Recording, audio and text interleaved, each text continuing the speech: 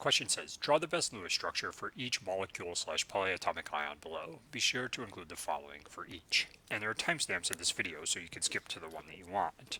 If you have not already mastered drawing Lewis structures, I probably wouldn't start by doing these homework questions. I'd probably start with the video on Lewis structures. I have linked that video in the description of this video. It's about 45 minutes or so.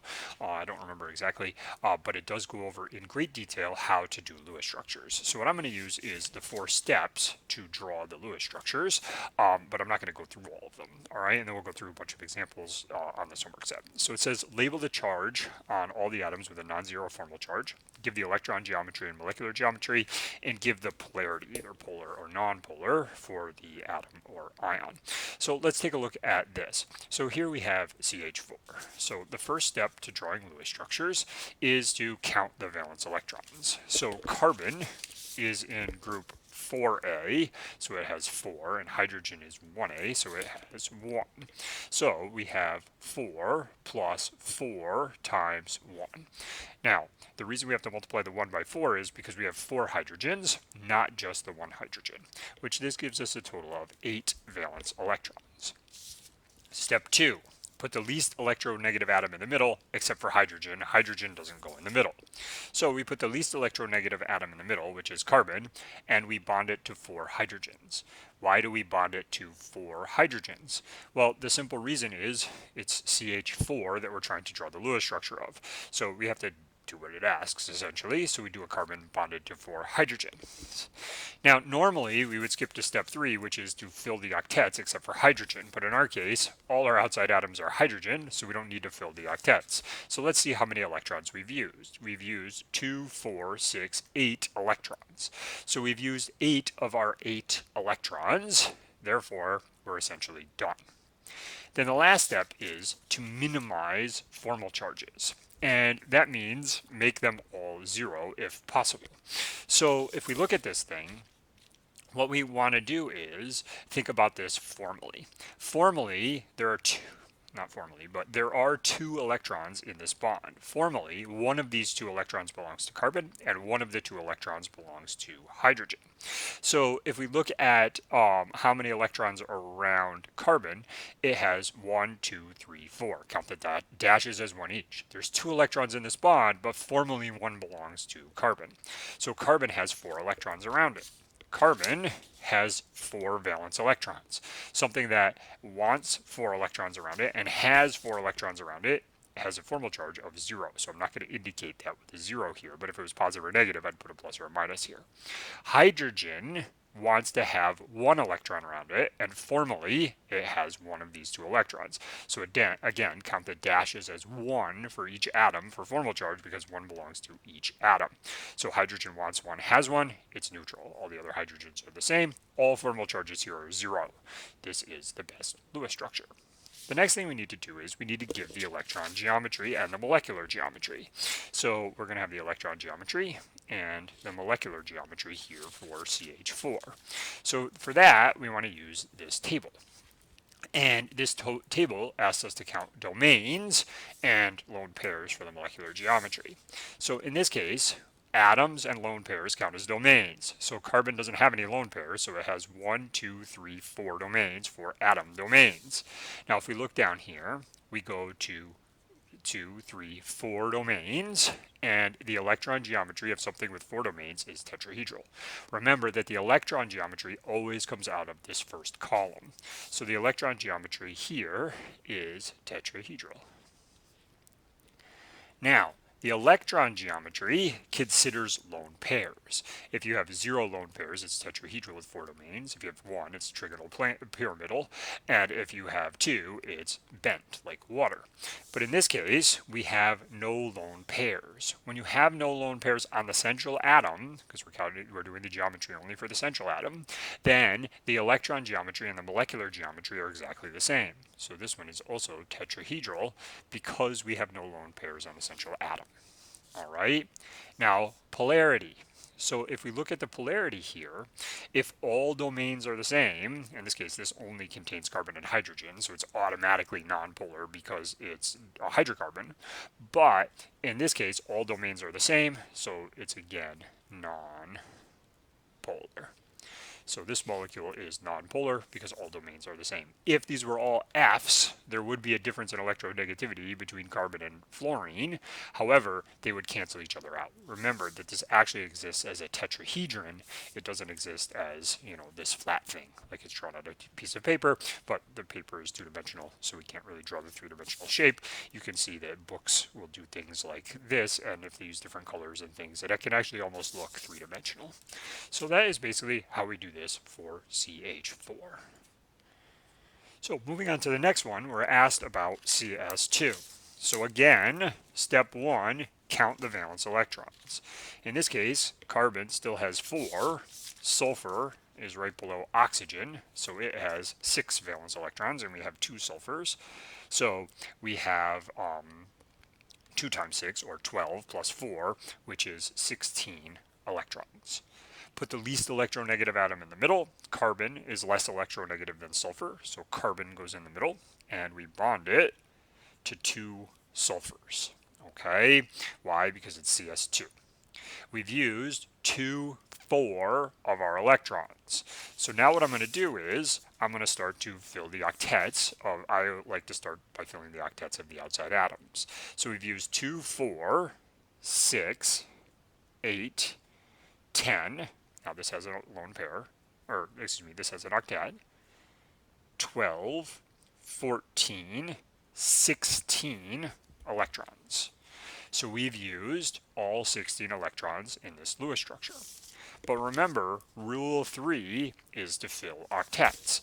If we look here, sulfur has a full octet, 2, 4, 6, 8 total electrons around it, and this one's the same. But what about carbon? Carbon only has a total of 2, 4 electrons around it. So carbon is not happy. Now what you might think to do is put 2 lone pairs on carbon. That would give an octet. The problem is you only have 16 electrons, so you can't put 20 electrons on it. And when you try to calculate formal charges, you'll notice you have a big problem if you do that. So we can't just put lone pairs to fill the octet. So this lets us move to rule 3a. Use multiple bonds if you don't have enough electrons. So to fill the octet on this, we need to use a multiple bond. So we could do that by moving 2 electrons from each side, and what we would end up with is C, double bond S, now with 2 lone pairs on it. So I move this 1 lone pair over. Double bond S, now also with 2 lone pairs on it.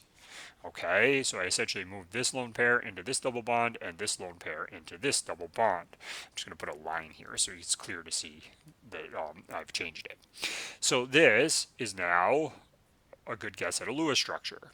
How do I know this is good? Well, I have 2, 4, 6, 8 electrons around this sulfur, and this is the same. And for carbon, I have 2, 4, 6, 8. So another way, I've filled all the octets. Now, before we do that, I do want to show you something. Another way you could do this is you could have taken 2 lone pairs off of 1 sulfur. So you could have taken both lone pairs off of this sulfur and had a triple bond like this. So I take this lone pair, okay, and this lone pair, and I end up with this situation. And with this one, I don't want to do that. I just don't want to take any electrons. The reason being that if I don't take any electrons here, I now have 2, 4, 6, 8 electrons around carbon, and I can't expand carbon's octet because it's in period 2, so this would give it an octet. So if we look here, I've had 2 different ways of doing this, and you might say, well, this is more symmetrical, and it's probably going to be the right answer, which sometimes is true. Probably more often than not it's true. But it's not really a good argument that, okay, this has more symmetry than this one. Let's look at this and decide which is the better Lewis structure. And this is where step 4 comes in, minimize formal charges. Formal charges in Lewis structures, once you learn how to do them, are essentially a way to check your answer. So remember, what we're doing is we're comparing the number of electrons the atom wants to have around it to the number of electrons that it actually has around it. So if we look at sulfur here, sulfur wants to have 6 electrons around it. How do I know? Because it's in 6a, so it wants 6 valence electrons. So if we look here, we count these electrons as 1 each. 1, 2, 3, 4 electrons. There's 2 electrons in each of these bonds. Formally, one of the 2 electrons belongs to sulfur and one of them belongs to carbon. Said another way, count the dots as 1 and count the dashes as 1 for formal charge. So if you look at sulfur, we have 1, 2, 3, 4, 5, 6. It wants 6 electrons because it's in 6a. It has 6 electrons. It's neutral. If sulfur is the same, we don't need to count it. Let's look at carbon. Carbon wants 4 electrons, has 1, 2, 3, 4. Okay, so it wants 4, has 4, it's neutral. In this Lewis structure, all atoms are neutral. Now, the most common question I get about this is, 2 seconds ago when you were doing the octet rule, you said that carbon has 2, 4, 6, 8 electrons around it. But now for formal charges, you're saying count it only as 4. Why is that? The reason is that formally, one of the 2 electrons in each of these bonds belongs to carbon, and one of the 2 electrons belongs to sulfur. Said another way, when you're counting this, you're counting these as 1 each for sulfur, and you're counting them as 1 each for carbon. So you're counting half of the electrons for sulfur and half of the electrons for carbon. So it is 2 electrons, it is following the octet rule, and it's following the formal charge rule. These are not different, they're just 2 different ways of looking at it. Okay, back to the original point, which is all of the atoms are neutral in this Lewis structure. Let's look at this Lewis structure, which also has all octets. Sulfur wants 6 electrons, has 1, 2, 3, 4, 5. It's missing an electron. This makes this plus. If we look at this sulfur, it wants 6, because it's still sulfur, has 1, 2, 3, 4, 5, 6, 7. It has an extra electron. That makes it minus. Which of these 2 Lewis structures is better? Where everything is neutral, you have minimized formal charges. Remember, minimize means make 0. This has more formal charges. Although it follows the octet rule, it's not as good of a Lewis structure. So this one is the best Lewis structure of carbon disulfide, and it's analogous to carbon dioxide if you've seen that one. So let's take a look at its electron geometry and its molecular geometry. So atoms and lone pairs count as domains for electron and molecular geometry. Remember that we're only counting for the central atom, so we're not counting lone pairs on sulfurs for electron and molecular geometry. The electron and molecular geometry are with respect to the central atom, so we only count for the central atom. So carbon has 1, 2 domains. We get our sheet out, and our sheet says 2 domains is linear. If you only have 2 domains, the electron geometry and the molecular geometry have to be the same because you need at least 3 atoms to make a shape. So if this had just carbon and sulfur and then a lone pair on carbon or something, that wouldn't have a geometry because you need at least 3 atoms to have a geometry. So the central atom has to be bonded to at least 2 other things. So in this case, electron geometry and molecular geometry are also the same, and you'll see here there's nothing here for lone pairs for 2 domains. Polarity. In this case, the carbon and sulfur bond is polar.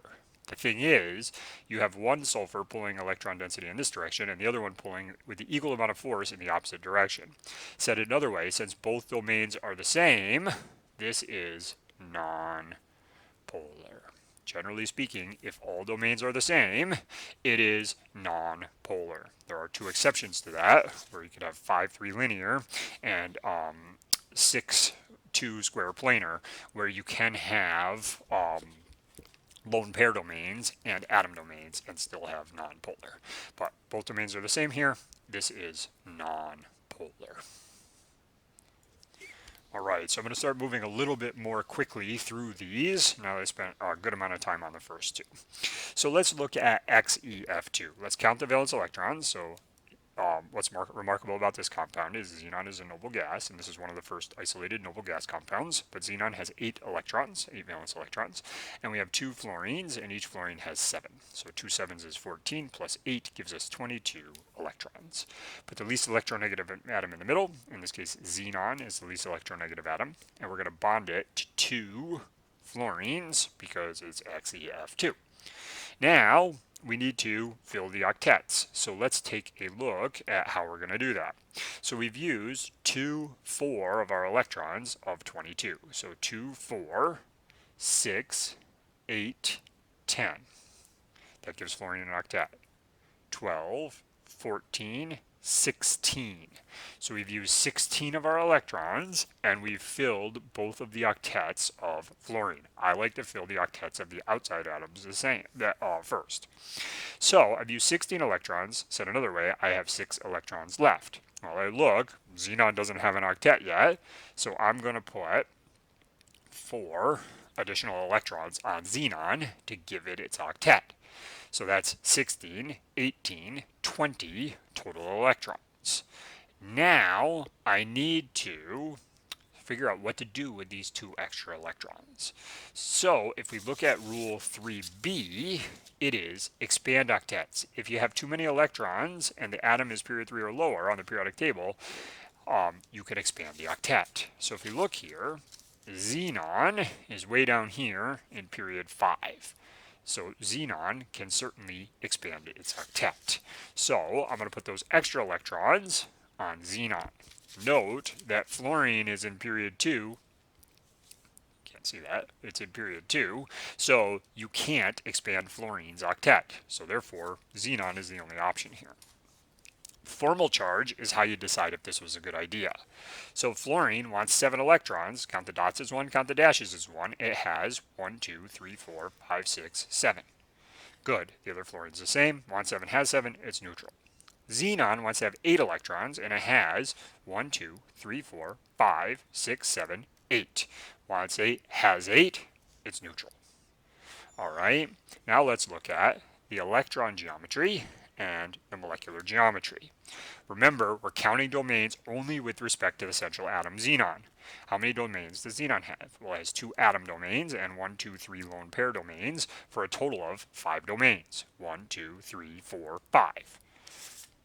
We get our little cheat sheet here, if you will, and we go to 5 domains. Anything with a with 5 domains has an electron geometry. Electron geometry always comes out of the first column of trigonal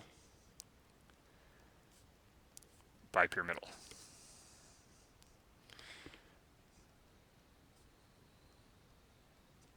All right. This XEF2 compound of the 5 domains has 3 lone pairs. So when we want to find the molecular geometry, we need to do 0, 1, 2, 3 lone pairs. So 5 domains, 3 lone pairs. So you can either count 0, 1, 2, 3, or you can just look at the chart and you can find it. So the molecular geometry here is linear. Polarity. Normally, if all domains are not the same, it's polar. So in this case, we have 3 lone pair domains and 2 fluorine domains. But this one is an exception. Just by coincidence, these 2 fluorines are directly opposite of each other. So although fluorine is way more electronegative than xenon and will pull electron density away, it's actually pulling against another fluorine, which is pulling in an equal and opposite direction. So this one turns out to be non-polar, even though you might think it's polar because not all domains are the same. 5-3 linear is an exception. 6-2 square planar is also an exception. 6 with 4 lone pairs would also be an exception, but this one doesn't come up. Okay, so that's basically how that works. Let's take a look at the next one. So the next one we have is SO3 2 minus. So in this case, let's first start by counting the valence electrons, like always. So we have sulfur, which has 6, plus 3 oxygens, which each have 6, and then you have to add 2 additional because it's 2 minus. So now we have 6 plus 18, which is 24, plus 2 more is 26 electrons. Next step is we need to put the least electronegative atom in the middle, which in this case is sulfur, and we need to bond it to 3 oxygens. And the reason is it's SO3. Now we can start filling the octets. How many electrons have we used? We've used 2, 4, 6 of our 26 electrons. So 6, 8, 10, 12, 14, 16, 18, 20, 22, 24. All right, so I fill the octets of all my outside atoms. You can count them like I did, or you can just realize that if you put 8 electrons around 3 oxygens, right, 2, 4, 6, 8, 3 eighths is 24, and that saves you having to count. So either way you want to do it. So I've used 24 of my 26 electrons. The next question is, what do I do with those other 2 electrons? Well, if I look, all the oxygens have the octet, but the sulfur does not. So therefore, I want to put the 2 electrons on the sulfur. Now all the atoms have an octet. I've used all 26 electrons. All the atoms have an octet. Let's take a look at this Lewis structure.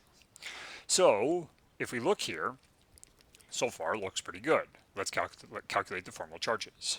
Oxygen wants to have 6 electrons around it. This oxygen has 1, 2, 3, 4, 5, 6, 7. Has an extra electron. An oxygen with a single bond and 3 lone pairs is always going to have an extra electron and a negative charge. So all of these oxygens are negative. What about sulfur?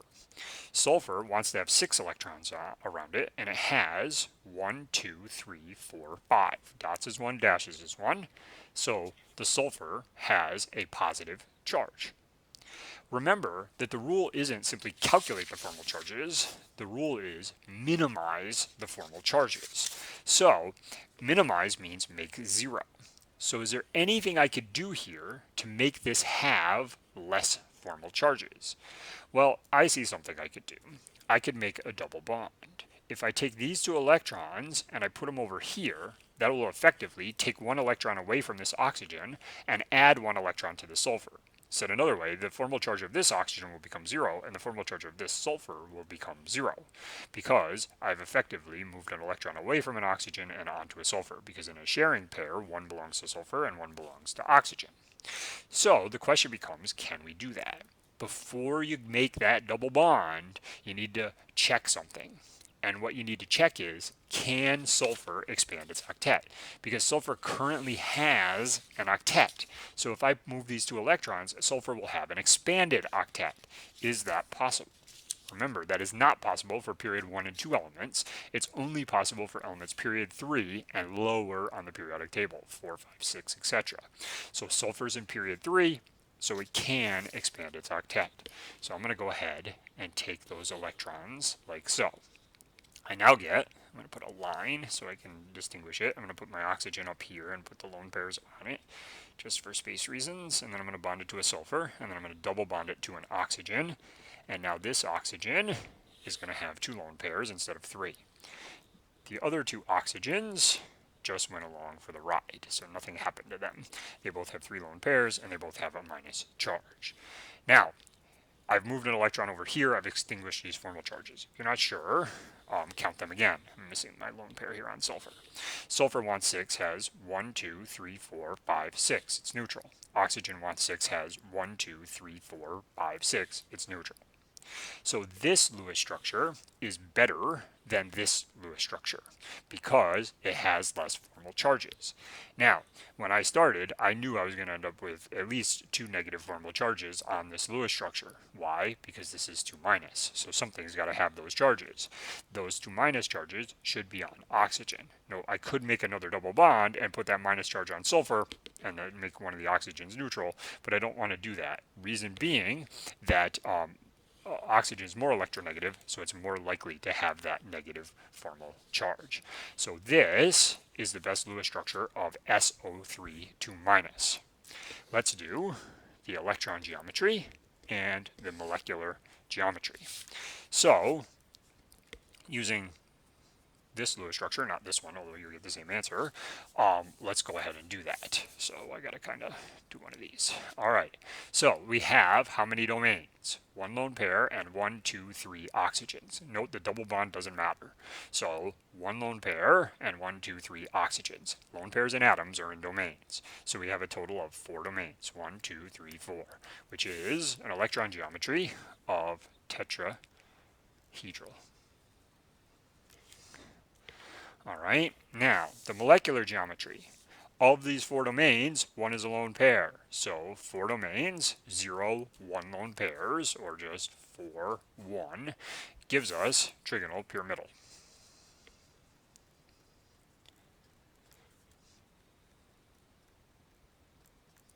as our molecular geometry. Now, polarity. We have 4 domains, 3 of them are oxygen, and 1 of them is a lone pair. That makes this polar.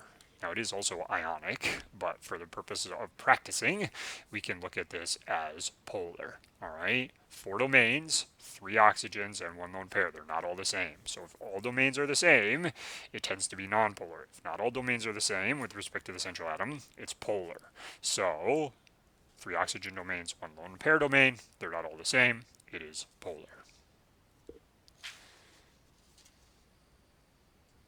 All right, so the last one in this question is NO3 minus. So let's start by calculating the valence, counting the valence electrons. So we have 5 plus 3 times 6 plus 1. Note that we need that extra one because it's a minus charge. This gives us 24 electrons. So I'm going to put nitrogen in the middle, and I'm going to bond the nitrogen to 3 oxygens because it's NO3. I now need to place my 24 electrons. So I've placed 2, 4, 6. All right.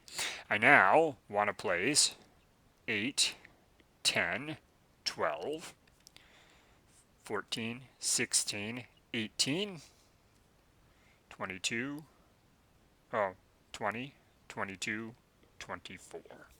Okay, so I want to put my octets around my outside atoms, and again, 3 8s make 24, which then you don't have to count each 2, but it doesn't matter how you do it. So this has 24 electrons, 8 electrons around each of the oxygens, and 3 8s are 24, or simply count them. Before I continue, I want to see if this is the best Lewis structure. Well, the problem is I have not filled the octet of nitrogen. So if we look at rule 3a, I ran out of electrons, use multiple bonds if you don't have enough electrons. So I've used all 24 of my electrons, and I still haven't filled the octet. So I'm going to take these 2 electrons and put them here. I'm now going to end up with a nitrogen double bonded to this oxygen and 2 lone pairs. The other 2 oxygens, nothing happened. They're single bonds and 3 lone pairs. I'm going to put a line like that so we don't confuse what we're looking at. Okay, so now we have this Lewis structure. Now, let's calculate the formal charges. We've filled the octets. This oxygen, which is a single bonded oxygen, has 1, 2, 3, 4, 5, 6 electrons. 1, 6 has 6, it's neutral. This oxygen, dots is 1, dashes is 1, 1, 2, 3, 4, 5, 6, 7. Oxygen wants 6, this oxygen has 7 around it, so we're going to put a minus charge on each of those oxygens because they're both the same.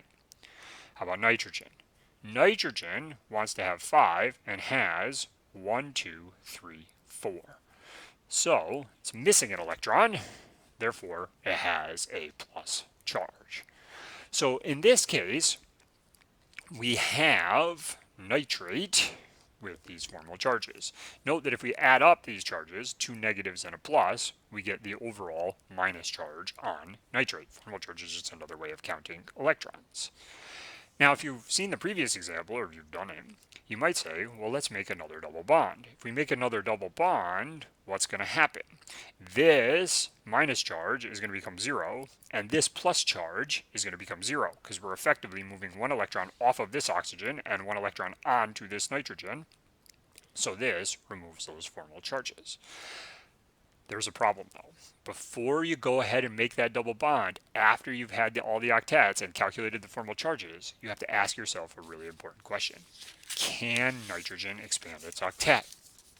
And if we look here, nitrogen is in period 2. So nitrogen is not able to expand its octet. So you can't make a second double bond here like you could in the sulfite example previously. Okay, so in this case, this is the best Lewis structure. Let's do the electron and the molecular geometry once we have that. So let's count the domains. We have 1, 2, 3 domains. So 3 domains has an electron geometry of trigonal planar.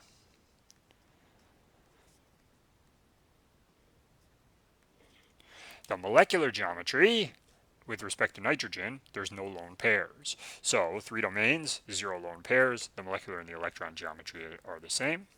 And this is trigonal planar for both. Polarity. Now this is ionic, so we're kind of just doing this for practice, but all 3 domains are the same, which makes this non-polar. Okay, so all 3 domains are the same. Note that because of resonance, this double bond isn't truly here. It could also be written as here and here, and truly these are all 1 1/3 bonds, so they are all domains are the same. You wouldn't consider the double bond separately. I get it that this is ionic, so this may not, be super important. All right, so I hope this long question gives you some better idea about writing Lewis structures and determining things about them.